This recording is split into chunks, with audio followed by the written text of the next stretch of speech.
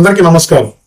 Doctor Babasaheb Ambedkar గారి విగ్రహ నిర్మాణంలో తలెత్తినటువంటి వివాదంలో వాస్తవాలు మీ ముందుంచడానికి సివిల్ సొసైటీ మీడియా ద్వారా మీ ముందుకు వచ్చాను. భారతదేశంలో 99% ఏ విగ్రహాలకి పర్మిషన్ ఉండవు. భారతదేశంలో వివక్షత రూపం మారి నానాటికి వివక్షత గురవుతూనే ఉన్నారు.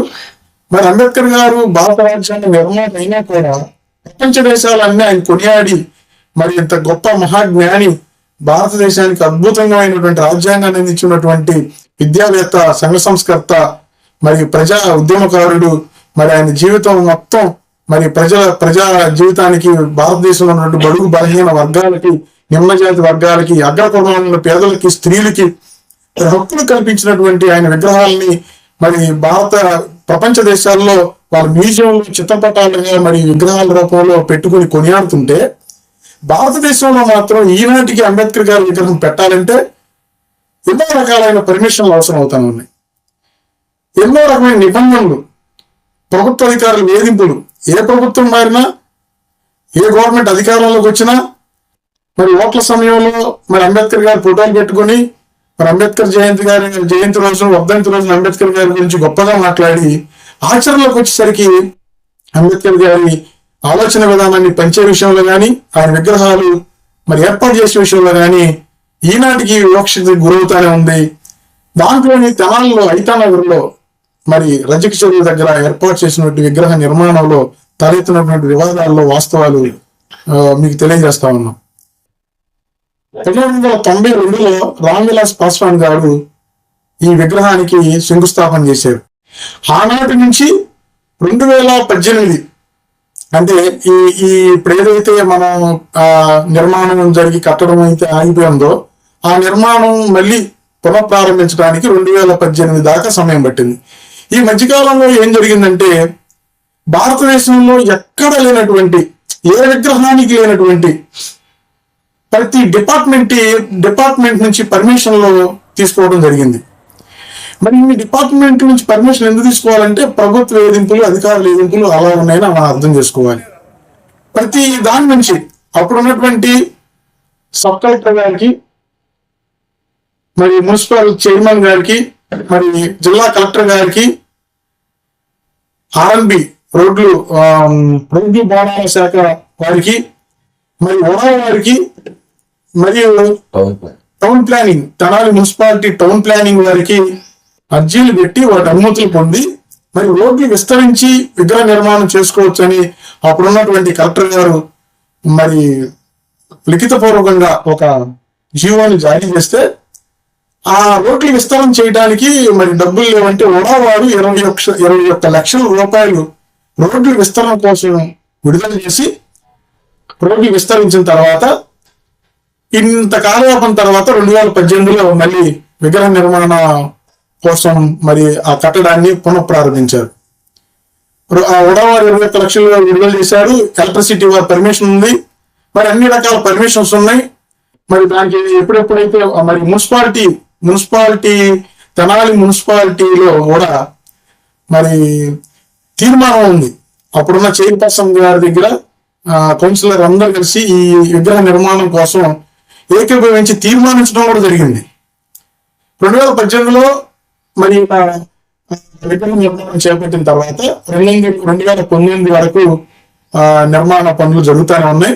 తర్వాత కరోనా తర్వాత 2 సంవత్సరాలు కరోనాతో ఇబ్బంది పడి, తర్వాత కొంచెం సంకల్పంలో భాగంగా ఎవరు ఏ రాజకీయ నాయకుడి దగ్గర నుంచి కానీ, ఏ విధమైనటువంటి ప్రలోభాలతో కానీ డబ్బులు వసూలు చేయకుండా సొంత ఖర్చులతో, కష్టార్జితంతో ఇక్కడ ఉన్నటువంటి స్థానిక ప్రజలు కొంతమంది సానుభూతి పనుల దగ్గర తీసుకోవాలని, ఈ మహాశిల్పం నిర్మించాలని, ఇది భావితరాలకు ఒక ఆదర్శవంతమైన శిల్పంగా ఉండాలని, ఒక చక్కని గ్రంథాలయం ఏర్పాటు చేసి అంబేద్కర్ గారి చేసినటువంటి త్యాగం, ఆయన చదువుకున్నటువంటి చదువులు, ఆయన రాసినటువంటి పుస్తకాలు, ఆయన ఆలోచన విధానాన్ని పంచాలని ఒక మంచి సంకల్పంతో కొంత జాప్యం జరిగితే, కొత్తగా ఏర్పడినటువంటి ప్రభుత్వం రోడ్ల విస్తరణలో భాగంగా ఇక్కడ ఏదో అడ్డుగా ఉందని, ఇక్కడ యాక్సిడెంట్లు జరుగుతున్నాయని, ఈ విగ్రహం అరకే నుంచి మిగతా ఎంత తీసేయాలని, ఒక మరి ఏదైతే ఒక సర్క్యులర్ అయితే రెడీ చేసినట్టుగా సమాచారం. ఇక్కడ తెనాలి ఐతానగర్ సాగర్ చెరువు దగ్గర విగ్రహ నిర్మాణం ఉన్న ప్రాంతంలో ఇప్పటి వరకు మనం కనుక చరిత్ర చూసుకున్నట్లయితే ఎప్పుడు కూడా ఒక బైక్ యాక్సిడెంట్ జరగడం లేదు, ఒక ప్రమాదం జరగడం లేదు, ట్రాఫిక్ ఆగిపోయిన జాబితాలు కూడా ఎప్పుడు లేదు. అంటే ఏ విధమైన ఇబ్బంది ఇక్కడ ప్రజలకు లేదు. అయినా కూడా కావాలని ఒక కుట్రపూరిత రాజకీయంతో మరి ఇక్కడ నిర్మాణాన్ని తొలగించాలి, ఇంత పెద్ద కట్టడం ఇక్కడ ఈ టౌన్ లో ఉండకూడదు, ఇంత నిర్మాణం అంబేద్కర్ గారికి ఎందుకు అనే ఒక కుట్రపూరితమైన రాజకీయంతో దాన్ని ఎట్లాగైనా సరే తొలగించాలని ఒక సర్క్యులర్ రెడీ చేస్తే డిసెంబర్ 7వ తారీఖున మరి కొంతమంది మరి అక్కడ చుట్టూ ఉన్నటువంటి ఇనుప తీగకి చనిపోయిన వారి ఫ్లెక్సీలు, తర్వాత ఇతర కారణాలతో అక్కడ కూర్చున్నారని ఒక అలాంటి కూడా ఉండకూడదన్న ఒక ఉద్దేశంతో ఒక చిన్న విగ్రహ నిర్మాణం ఏర్పాటు చేయడం జరిగింది. ఎప్పుడైతే చిన్న విగ్రహం ఏర్పాటు చేశారో వెంటనే మున్సిపల్ సిబ్బంది ఇది ఇల్లీగల్ గా మరి నిర్మాణం చేశారు కాబట్టి ఎక్కడో సుప్రీంకోర్టులో తమిళనాడు సుప్రీంకోర్టులో ఇచ్చే ఉత్తరమైనటువంటి ఒక ఆర్డర్ అంటే ఒక జడ్జిమెంట్ కాపీని తీసుకుని ఇక్కడ దీన్ని కూడా తీసేస్తాం అని ఒక జీవోని రెడీ చేసి ఒక నోటీస్ మున్సిపల్ సిబ్బంది చేత ఎవరైతే దానికి ఫస్ట్ నుంచి కోడూరు బాబు అనే వ్యక్తి ద్వారా ఏదైతే అంతా పర్మిషన్స్ అని ఉన్నాయో అతనికి ఈ విగ్రహానికి అందించడానికి మున్సిపల్ సిబ్బంది రెడీ అయింది. అసలు సుప్రీంకోర్టులో తమిళనాడు సుప్రీంకోర్టులో ఏముందంటే అక్కడున్న పరిస్థితులను బట్టి అక్కడున్న తీర్పుకి ఇక్కడ తెనాలి అంబేద్కర్ విగ్రహ నిర్మాణానికి ఎటువంటి సంబంధం లేదు. ఇప్పుడు ఒక అంబేద్కర్ గారి విగ్రహానికి పర్మిషన్ ఉన్నప్పుడు 4 గంటలప్పుడైతే ఏంటి, 5 గంటలప్పుడైతే ఏంటి, దానికి నిర్మాణ పనులు జరుగుతూ ఉంటాయి. దానికి ఒక్కొక్కటిన టౌన్లో ఉన్నటువంటి సిఐలు, ఎస్ఐలు, పోలీస్ సిబ్బందులందరూ వచ్చి మీరు తీసేస్తాం, మీరు వెళ్ళిపోండి, మీకు ఏ సంబంధం అని చెప్పేసి అనాల్సిన అవసరాలు అయితే ఏమి ఉండదు. ఎందుకంటే అన్ని పర్మిషన్లు ఉన్నాయి. వీళ్ళకి దురుద్దేశమే లేకపోతే వాళ్ళకి నిర్మాణం జరుగుతుంది కాబట్టి అనుకుని వెళ్ళిపోవాలి. అంతేగాని నిర్మాణం ఎవరైతే చేస్తున్నారు మీ మీద కేసులు పెడతాం, ఎవరైతే అక్కడ ఉన్నారో మీ అందరి మీద కేసులు పెడతాం, మీరు ఇక్కడ గోల్ చేస్తున్నారని కేసులు పెడతాం, ఇది ఇల్లీగల్గా ఉంది అని ఏమి తెలియకోకుండా ఇప్పుడు కొత్తగా వచ్చినటువంటి డిపార్ట్మెంట్ వారు బాగా హడావుడి చేసి గందరగోళానికి నాంది పలికారు. పోలీస్ డిపార్ట్మెంట్ వాళ్ళే ఈ వివాదానికి నాంది పలికారని చెప్పుకోవాలి. దీంతో ఎప్పుడైతే సర్క్యులర్ మున్సిపాలిటీ సిబ్బంది రెడీ చేశారో అప్పుడు మరి విగ్రహ నిర్మాణాన్ని కూల్చడానికి ఎట్టి పరిస్థితులు వీల్లేదు, ఇది ఆల్రెడీ ఎన్ని పర్మిషన్లతో కూడిందని మన పర్మిషన్స్ కాపీస్ అన్నిటిని కూడా కలిపి మున్సిపల్ ఆఫీసులో జతపరిచి ఇవ్వడం జరిగింది. అలాగే స్థానికంగా ఉన్నటువంటి మంత్రి గారికి మనోహర్ గారిని కూడా కలిసి ఈ విధమైన కుట్ర జరుగుతా ఉంది బాబాసాహెబ్ అంబేద్కర్ విగ్రహం పైన, మీరు దయచేసి మీ అధికారుల్ని ఇక్కడ పనిచేస్తున్నటువంటి అధికారుల్ని మీరు అడగండి, ఇదిగోండి ఈ విధమైన పర్మిషన్లు ఉన్నాయంటే మంత్రి గారు దగ్గరికి వెళ్ళినప్పుడు మంత్రి గారు ఆయనకి అసలు ఈ విషయమే తెలియనట్టుగా ఎప్పుడు విననట్టుగా చెప్పిందంతా విని నేను ఎన్ని చదివి పరిశీలిస్తానని చెప్పటం అక్కడ ఆ సన్నివేశం కొంచెం హాస్యాస్పదంగానే ఉంది. ఎందుకంటే ఇక్కడ తెనాలిలో గత ప్రభుత్వం కానీ ఈ ప్రభుత్వం కానీ నియంత్రత్వపు రాజకీయ పోకడలో జరుగుతూ ఉంది. ఒక నియంత్రణలాగా పాలన చేస్తా ఉన్నారు. మరి ఒక మంత్రి జనసేన పార్టీలో ఉన్నటువంటి ఎమ్మెల్యేగా గెలిచినటువంటి ఆయన అంబేద్కర్ గారి ఆలోచన విధానాలతో మరి మేము ప్రజల్లో పరిపాలిస్తామని పార్టీ నాయకుడు ఏదైతే పవన్ కళ్యాణ్ గారు చెప్పిన మాటల ప్రకారంగా ప్రజల్లోకి వచ్చి గెలుపొందిన ఆయన మరి ఒక మున్సిపల్ సిబ్బంది ఒక అంబేద్కర్ గారి విగ్రహానికి నోటీసులు ఇచ్చేదాకా వచ్చారంటే ఎలా మంత్రి గారికి అనుమతి లేకుండా వస్తారనేది ఎదుటి వ్యక్తులు అంచనా అనేది కూడా లేకుండా పరిశీలిస్తానని చెప్పడం జరిగింది.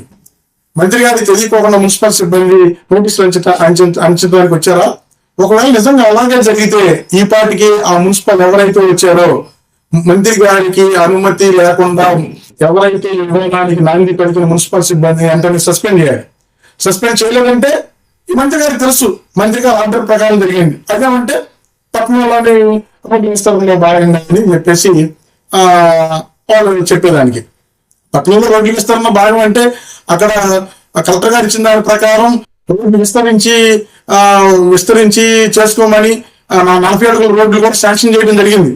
మరి అదంతా కాకుండా మరి దీన్ని ఎందుకు అడ్డుకోవాలంటే టౌన్ లో మహాశిల్పం అనేది నిర్మించకూడదని ఒక కుట్ర. దాని తర్వాత మరి ఇట్లా మంత్రి గారిని కలిసిన తర్వాత కూడా సంతృప్తి చెందినటువంటి ఇక్కడ ఉన్నటువంటి ఎవరైతే విగ్రహ నిర్మాణ కమిటీలో ఉన్నటువంటి వారందరూ కూడా ఆలోచన చేసి మరి 11వ తారీఖున ఒక విగ్రహాన్ని ఏదైతే నిర్మాణం జరిగిందో ఆ స్తూపం వద్ద ఒక విగ్రహాన్ని పెట్టడం జరిగింది. విగ్రహం పెట్టిన తర్వాత వెంటనే మరి స్థానిక ప్రజాప్రతినిధులు మరి ప్రభుత్వ అధికారులు అంబేద్కర్ గారి విగ్రహం పెట్టినందుకు 144 సెక్షన్ కూడా విధించారు. మీకు ఏ విధమైన దురుద్దేశం లేకపోతే, మీకు ఆ విగ్రహాన్ని తొలగించే ఉద్దేశమే లేకపోతే 144 సెక్షన్ పెట్టి పోలీసులకి అన్ని పర్మిషన్స్, మున్సిపల్ సిబ్బందికి పర్మిషన్స్ ఇవ్వాలని ఆలోచన మీకు ఎందుకు కలిగిందని మరి ప్రశ్నలు మరి మనసులో ఉంటాయి. ఏ విధమైన దురుద్దేశం లేదనుకోండి, ఇప్పుడు 144 సెక్షన్ పెట్టాల్సిన అవసరం లేదు. ఎవరైతే విగ్రహ నిర్మాణాన్ని ఏర్పాటు చేశారో వాళ్ళని పిలిచి శాంతియుతమైన శిక్షణ చంపచ్చు. ఎలాగైనా సరే దీన్ని అడ్డుకుంటాం, ఎలాగైనా సరే దీన్ని కూల్చివేస్తాం అనే సంకేతాలు ఇచ్చి మీరు పోలీస్ బలగాల్ని, రెవెన్యూ సిబ్బందిని, మున్సిపల్ సిబ్బందిని ఎలా చేసిన మాట వాస్తవం. దానికి ఇక్కడ ఉన్నటువంటి ప్రజా ఉద్యమకారులు, అంబేద్కరిస్టులు, మరి అంబేద్కర్ విగ్రహ నిర్మాణ కమిటీ అంతా కలిసి 13వ తారీఖున నిరసన కార్యక్రమం చేస్తే దానికి గాను మున్సిపల్ కమిషనర్ గారు వచ్చి మరి అక్కడ చర్చలు జరిపిన ప్రయత్నం లేకుండా పోయి మళ్ళా తెల్లవారి కనుమ రోజున మళ్ళీ మున్సిపల్ ఆఫీసులో శాంతియుత చర్చలు జరిపారు. అప్పుడు మరి విగ్రహ నిర్మాణాన్ని కూల్చడానికి ఎట్టి పరిస్థితులు వీల్లేదు, ఇది ఆల్రెడీ అన్ని పర్మిషన్లతో కూడిందని మన పర్మిషన్స్ కాపీస్ అన్నిటిని కూడా కలిపి మున్సిపల్ ఆఫీసులో జతపరిచివ్వడం జరిగింది. అలాగే స్థానిక ఉన్నటువంటి మంత్రి గారికి, మనోహర్ గారిని కూడా కలిసి ఈ విధమైన కుట్ర జరుగుతా ఉంది బాబాసాహెబ్ అంబేద్కర్ విగ్రహం పైన, మీరు దయచేసి మీ అధికారుల్ని, ఇక్కడ పనిచేస్తున్నటువంటి అధికారుల్ని మీరు అడగండి, ఇదిగోండి ఈ విధమైన పర్మిషన్లు ఉన్నాయంటే మంత్రి గారు దగ్గరికి వెళ్ళినప్పుడు మంత్రి గారు ఆయనకి అసలు ఈ విషయమే తెలియనట్టుగా, ఎప్పుడు విననట్టుగా చెప్పిందంతా నేను చదివి పరిశీలిస్తానని చెప్పటం అక్కడ ఆ సన్నివేశం కొంచెం హాస్యాస్పదంగానే ఉంది. ఎందుకంటే ఇక్కడ తెలంగాణలో గత ప్రభుత్వం కానీ ఈ ప్రభుత్వం కానీ నియంత్రణతో రాజకీయ పోకడలో జరుగుతూ ఉంది. ఒక నియంత్రణలాగా పాలన చేస్తూ ఉన్నారు. మరి ఒక మంత్రి జనసేన పార్టీలో ఉన్నటువంటి ఎమ్మెల్యేగా గెలిచినటువంటి ఆయన అంబేద్కర్ గారి ఆలోచన విధానాలతో మరి మేము ప్రజల్లో పరిపాలిస్తామని పార్టీ నాయకుడు ఏదైతే పవన్ కళ్యాణ్ గారు చెప్పిన మాటల ప్రకారంగా ప్రజల్లోకి వచ్చి గెలుపొందిన ఆయన మరి ఒక మున్సిపల్ సిబ్బంది ఒక అంబేద్కర్ గారి విగ్రహానికి నోటీసులు ఇచ్చేదాకా వచ్చారంటే ఎలా మంత్రి గారికి అనుమతి లేకుండా వస్తారనేది ఎదుటి వ్యక్తులు అంచనా వేసుకుంటారనేది కూడా లేకుండా పరిశీలిస్తానని చెప్పడం జరిగింది. మంత్రి గారికి తెలియకోకుండా మున్సిపల్ సిబ్బంది నోటీసులు అంచడానికి వచ్చారా? ఒకవేళ నిజంగా అలాగే జరిగితే ఈ పార్టీకి ఆ మున్సిపల్ ఎవరైతే వచ్చారో మంత్రి గారికి అనుమతి లేకుండా ఎవరైతే ఈ విధానానికి నాంది పలికిన మున్సిపల్ సిబ్బంది వెంటనే సస్పెండ్ చేయాలి. సస్పెండ్ చేయలేదంటే ఈ మంత్రి గారికి తెలుసు మంత్రి గారి ఆర్డర్ ప్రకారం జరిగింది, అదేమంటే పట్టణంలోని రోడ్డు విస్తరణలో భాగంగా అని చెప్పేసి వాళ్ళు చెప్పేదానికి. పట్టణంలో రోడ్లు విస్తరణ భాగం అంటే అక్కడ కలెక్టర్ గారు ఇచ్చిన దాని ప్రకారం రోడ్లు విస్తరించి చేసుకోమని 40 అడుగుల రోడ్లు కూడా శాంక్షన్ చేయడం జరిగింది.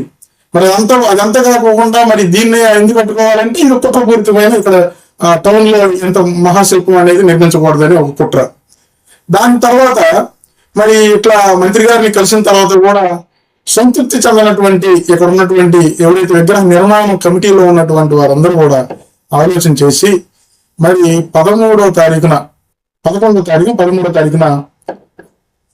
ఒక విగ్రహాన్ని ఏదైతే నిర్మాణం జరిగిందో ఆ స్తూపం వద్ద ఒక విగ్రహాన్ని పెట్టడం జరిగింది. విగ్రహం పెట్టిన తర్వాత వెంటనే మరి స్థానిక ప్రజాప్రతినిధులు మరి ప్రభుత్వ అధికారులు అంబేద్కర్ గారి విగ్రహం పెట్టినందుకు 144 సెక్షన్ కూడా విధించారు. మీకు ఏ విధమైన దురుద్దేశం లేకపోతే, మీకు ఆ విగ్రహాన్ని తొలగించే ఉద్దేశమే లేకపోతే 144 సెక్షన్ పెట్టి పోలీసులకి అన్ని పర్మిషన్స్, మున్సిపల్ సిబ్బందికి పర్మిషన్స్ ఇవ్వాలని ఆలోచన మీకు ఎందుకు కలిగిందని మరి ప్రశ్నలు మరి మనసులో ఉంటాయి. ఏ విధమైన దురుద్దేశం లేదనుకోండి, ఇప్పుడు 144 సెక్షన్ పెట్టాల్సిన అవసరం లేదు. ఎవరైతే విగ్రహ నిర్మాణాన్ని ఏర్పాటు చేశారో వాళ్ళని పిలిచి శాంతియుతమైన చర్చలు జరపవచ్చు. ఎలాగైనా సరే దీన్ని అడ్డుకుంటాం, ఎలాగైనా సరే దీన్ని కూల్చివేస్తాం అనే సంకేతాలు ఇచ్చి మీరు పోలీస్ బలగాల్ని, రెవెన్యూ సిబ్బందిని, మున్సిపల్ సిబ్బందిని ఎలా చేసిన మాట వాస్తవం. దానికి ఇక్కడ ఉన్నటువంటి ప్రజా ఉద్యమకారులు, అంబేద్కరిస్టులు, మరి అంబేద్కర్ నిర్మాణ కమిటీ అంతా కలిసి 13వ తారీఖున నిరసన కార్యక్రమం చేస్తే దానికి